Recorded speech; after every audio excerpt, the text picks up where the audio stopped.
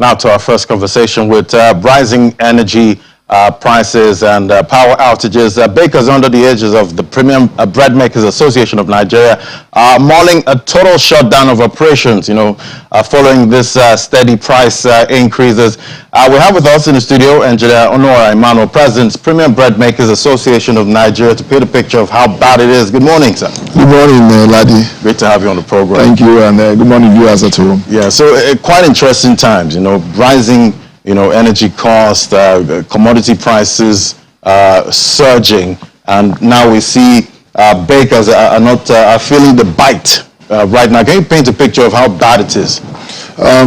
It's indeed very, very bad. It's indeed very, very bad.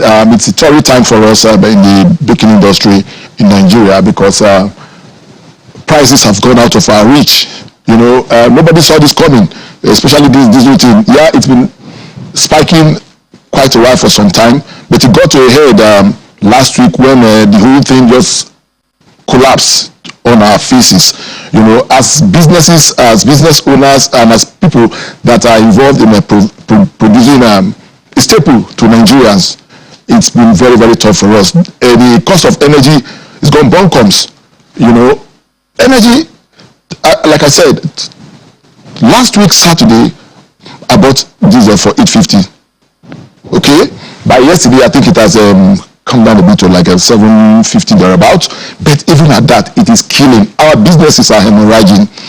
As premium bread makers, you understand, what do we envision? We envision where there will be sustainability in pricing for us so that we can be able to plan, because of course, we run mechanized bakeries, right. You understand, and for us, diesel is a key component of our energy sources because, of course, there's nothing like public energy in my bakery. And most of my members' bakery, like 3 weeks going to 1 month now, we've never had electricity, public electricity. You understand me? It's either one complaint or the other from the disco, So look at it. For a medium-sized bakery that is running using diesel to burn the ovens, to power generators, and then to run your vehicles.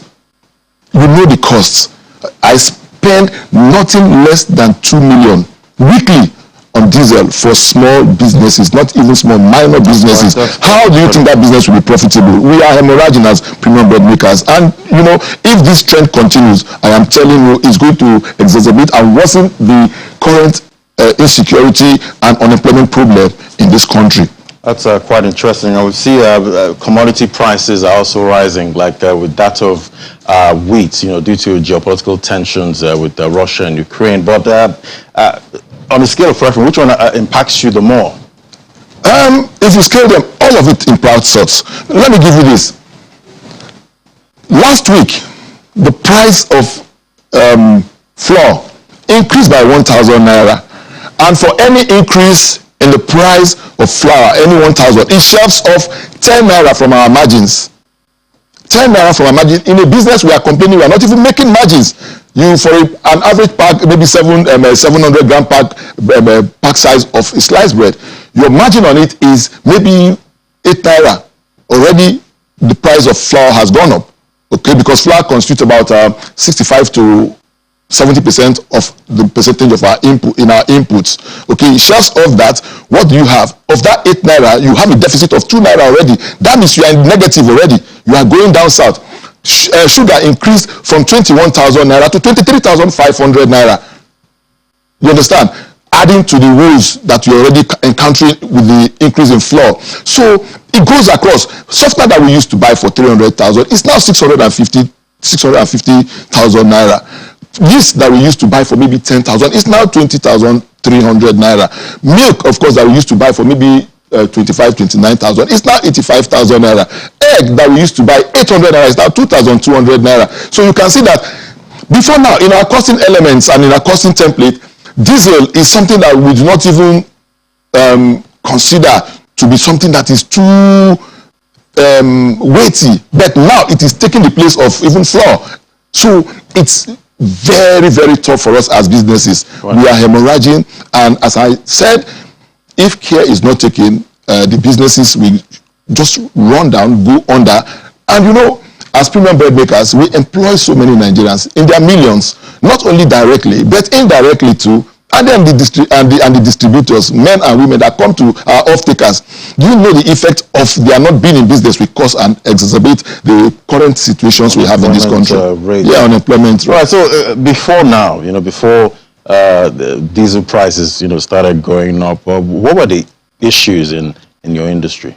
Before now, the issues has always been escalating cost of our inputs. And whether you like it or not, this country belongs to each and every one of us, and we must make concerted efforts to ensure that some of these inputs we use in bread making are produced, manufactured locally. Because for every product that is not produced here, you are sourcing job to somebody out there. So how can an industry survive on maybe like a 90 to 95% import dependent on the inputs that you use in making bread? It's not sustainable. It can be. It doesn't make any sense, to be very honest. Right. And talking about the inputs, what's your relationship, with the millers, sugar refiners, and the baking ingredient manufacturers? Because their prices are going up, and I'm wondering why. Well, for the millers, we've been engaging with them and our sister association. We've met with the minister and we met with the team in Federal Ministry of Industry, Trade and Investment sometime last year when the prices were just spiraling out of control. Yes, the ministry graciously intervened, and there was the TAO, you understand, there was the freeze in the pricing. But this whole thing came to an head sometime again in January when prices started spiking again, So as businesses, it is very, very, very tough for us. Very, very tough for premium bread makers and bakers generally. Right. And you're an association. Now, what kind of conversations are you having with the government at this point? Well, like I said, we've interfaced with the Federal Ministry of Industry, Trade and Investment. We've given them our own positions, ourselves and our sister association, and what we told them were very clear. The government charges 30% of wheat import to the federal government. There was this wheat development levy that was created by the Jonathan administration in 2012 as a stopgap to help in the backward integration of production of wheat in the country. Of course, about 13 states in Nigeria produce wheat.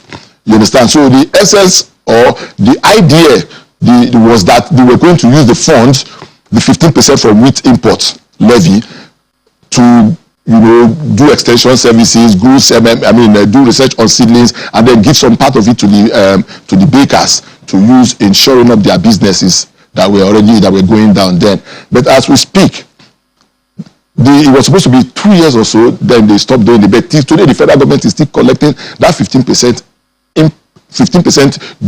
wheat development levy, plus another 15%, which is making it a cumulative of 30% on wheat import. If you pay 30% on wheat import, how will those businesses even survive? You are even talking about the millers now. So we've asked the federal government, look at this fund. Please remove that 15% wheat development levy that you levy the millers. It will go a long way to ameliorate, to cushion the effect for us. By then, now thereby cascading down to us a reduction in price. We've made those positions known to government, and we've told government clearly that this industry needs some form of support. We don't get anything from the government. It's only you tax us, you do this, they are chasing us here and there. And at the end of the day, what are we getting?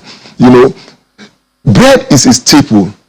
Bread is something that the average Nigerian is supposed to just pick, grab and go, because you can eat it with anything. You eat it with your beans, right. You take it water. And in some homes, for laddie, if there is no bread at home, if the children has even eaten it, they say, Daddy, Mommy, food no day also. Right. That's the truth. Because when they come from school, if they come from school, there's a spread on the table there. They go there, they grab it, just spread on it, they eat, they drink water, and they are playing. Right. So the government must not toy with it. In the scheme of things, it should even rank above PMS.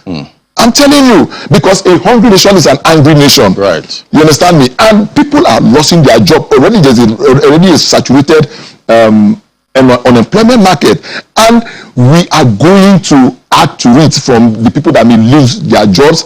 Like I told you, we are operating at 50% capacity. We had about 100 and something workers in my bakery. I had to do some right sizing, but at the end of the day, since we have dropped by 50%, I needed to say, okay, I will drop workers by 50%. But you look at it, are these not Nigerians?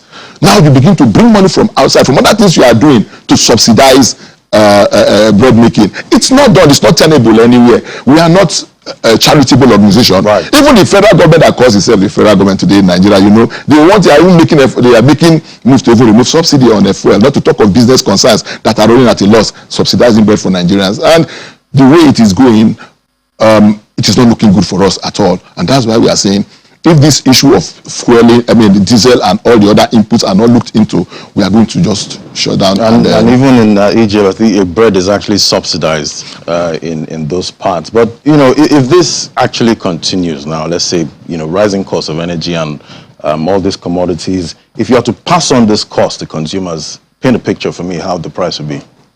A 700 pack size of bread be going for 1,500 naira. If we want to pass on the cost, that's what I've been saying. We are holding back on a lot of things. We are running at a loss because we want to feed the nation. How long do we continue doing this? In other climes in Africa, go look at it.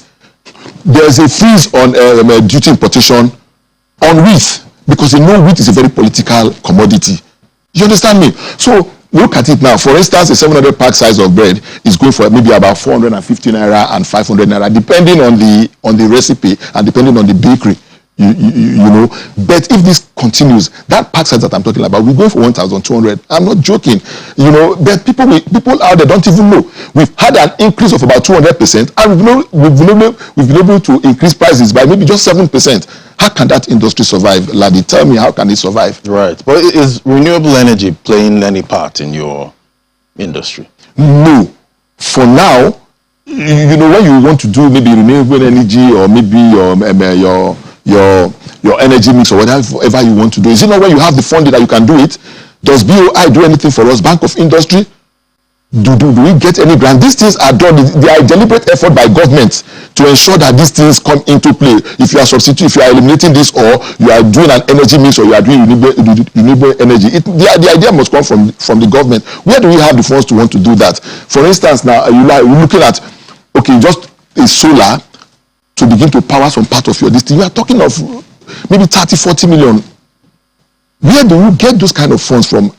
In businesses that are suffering, in businesses that are struggling, the banks will not even help you out. There was a national loan that the CBN gave out. How many bakers did they give them to in Nigeria? How many bakers did they give them to in Nigeria?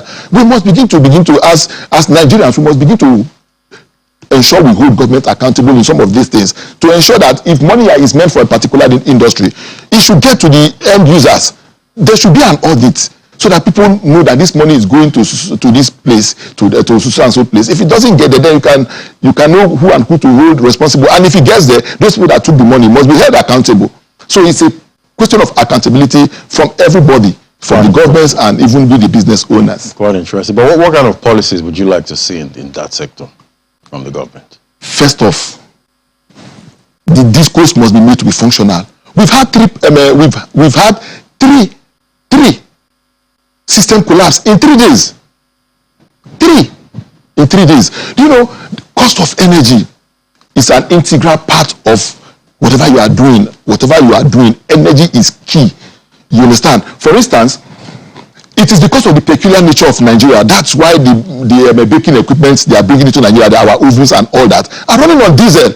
Elsewhere, they run on electricity. Go to the Francophone countries around us here, small countries. These things run on electricity. You understand me? Because their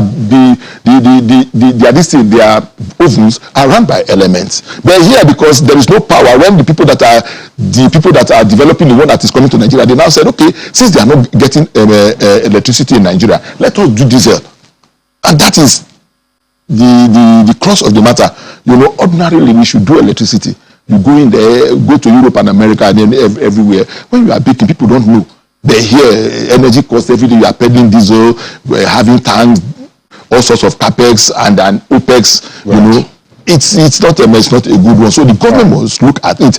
And then critically too, for this diesel thing, the government must begin to look at the midstream and downstream petroleum regulatory authority must begin to do their oversight function. I feel there's a disconnect because we just feel that there was price gouging recently. You understand, where the associations or the marketers were taking turns to maybe say, okay, you sell today, you sell tomorrow, induce scarcity, and cause a lot of distortion in people's production. You know, these people that are doing this, I didn't know Nigerians. If the industries begin to close and you are making so much profit, what's the bane of that? What's the essence of the profit? Profit that cannot benefit humanity. Profit that cannot be of any help to people. Businesses are shutting down, you are smiling to the banks. Is that the right way? Is that the best way to go about it? How can product increase from 200, 198, 200, 350, 410, 450, 500, 550, 650, 850, and now we are talking about 700 and above. Come on, it will not work. Not only even in the bread industry, we are talking of all other industries. Right. Man was lamenting the other day. So the government on its own should come in, the federal government must come in and look at how to solve this problem of the discos. It's not you. It's still the same politicians that the discos, instead of it going to professionals, partitioned as though we were partitioning Berlin Wall. Okay. And here we are today. All right. Well, I hope this issue is resolved on time, because even the Bible talks about our daily bread. All right. Thank you so much, Mr. Honora Emmanuel, Premium Bread Makers Association of Nigeria President. Thank you for coming on the show today. Thank you very much, Ladi. Time is of essence. Yes. Thank you. All right. So after the break, commodities market update is next. Do stay with us. This is Business Morning.